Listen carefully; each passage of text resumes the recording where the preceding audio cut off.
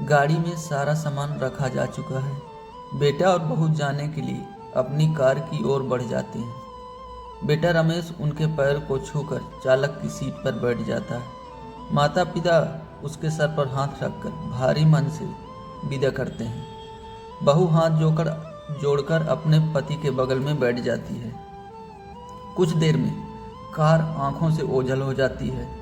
माँ सावित्री अपने चेहरे पर बह रहे आंसू को पोंछती है और पति के साथ धीरे धीरे कदमों से घर की ओर मुड़ जाती है। आज अपने दिल के टुकड़े रमेश को अपने से दूर जाते हुए देखकर सावित्री जी का मन भारी हो गया।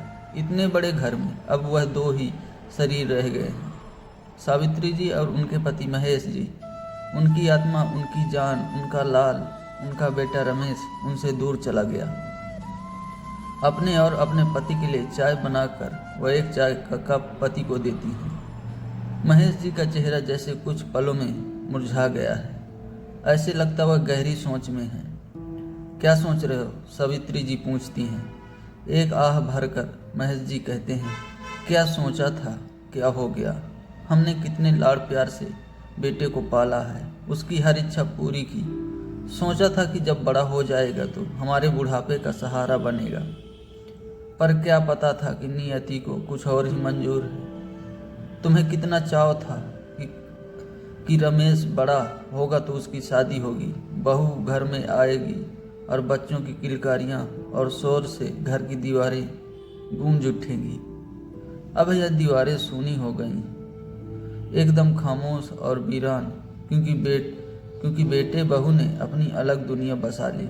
जब रमेश बताया कि वो अपनी सहपाठी को पसंद करता है तो माँ बाप ने बेटे की पसंद को अपना लिया और बहुत धूमधाम से रमेश की शादी उसके कॉलेज की ही सहपाठी से करा दी। अनीता सुंदर है, बड़े घर की लड़की है। अत्यधिक लाड़ प्यार में पलने की वजह से उसके व्यवहार में अहंकार और आक्रोश भर गया है। सावित्री जी ने सोचा था कि बहू आएगी तो वह दोनों मिलकर खूब बातें करेंगे और घर का सब काम मिलजुल कर करेंगे, पर नहीं। अनीता को रसोई से चिढ़ थी। रसोई के नाम से मुंह बना लेती। सावित्री का हाथ तो क्या बटाती, उसका गीला तौलिया तक रमेश सूखने को डालता है। अनीता को न रसोई घर से किसी काम से रुचि है, उसे तो क्लब और होटल में अपनी सहेलियों के साथ ताश खेलने का शौक है। हर दूसरे दिन उनके घर में पार्टी होती जिसमें मांस और शराब का सेवन होता। बस यही सब अनीता को पसंद था। ऐसे ही नहीं, उन्होंने सुनीता को नहीं समझाया। रमेश से भी बात की, पर अनीता ने यहाँ तक कह दिया कि अगर उन्हें सब कुछ अच्छा नहीं लगता तो अलग हो जाते हैं। उन्हें उम्मीद थी कि उनका बेटा तो बहू को समझाएगा, पर वह जोरू का गुलाम ने अनीता को समझाना तो दूर, उसका साथ दिया और बहू बेटे ने अलग फ्लैट ले लिया और वहीं शिफ्ट हो गए। मैं तो रुकता नहीं, चलता रहता है। अब माँ बाप को अकेले रहने की आदत हो गई थी। अनीता ने कुछ समय बाद बेटी को जन्म दिया। अपनी पोती को देखने गए तो हैरानी हुई कि पोती को आया ने अपने गोद में लिया और शीशी से उसे दूध पिला रही है।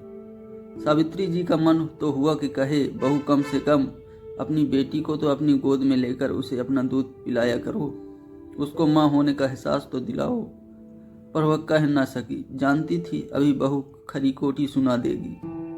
कितने अरमान थे कि अपनी पोती को बड़ा होते देखेंगे, उसके साथ खेलेंगे, पर उनके सारे अरमान बहू की जिद और आधुनिक विचारधारा में बह गए। एक दिन करीब रात के 3 बजे होंगे, दरवाजे की घंटी बजती है। कौन हो सकता है? महेश जी ने दरवाज़ा खोला तो देखा अनीता दरवाजे पर खड़ी रो रही है, साथ में उनकी पोती भी है। क्या हुआ बहू, क्यों रो रही हो?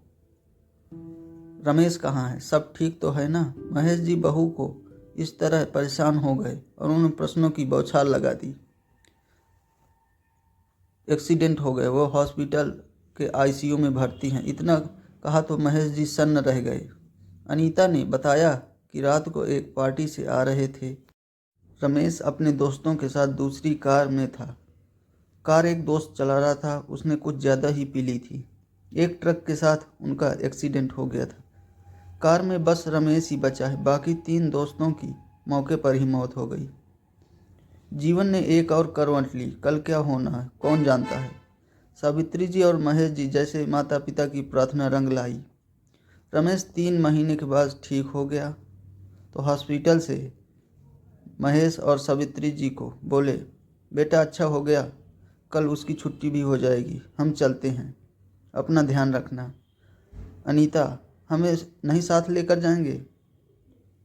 महेश जी और सावित्री जी ने उन्हें अपने अंक में भर लिए। आसमान में संध्या की लालिमा से मौसम सुहाना हो गया। उड़ता पंछी शाम को अपने घोंसले में लौट आया। घर की रौनक वापस आ गई।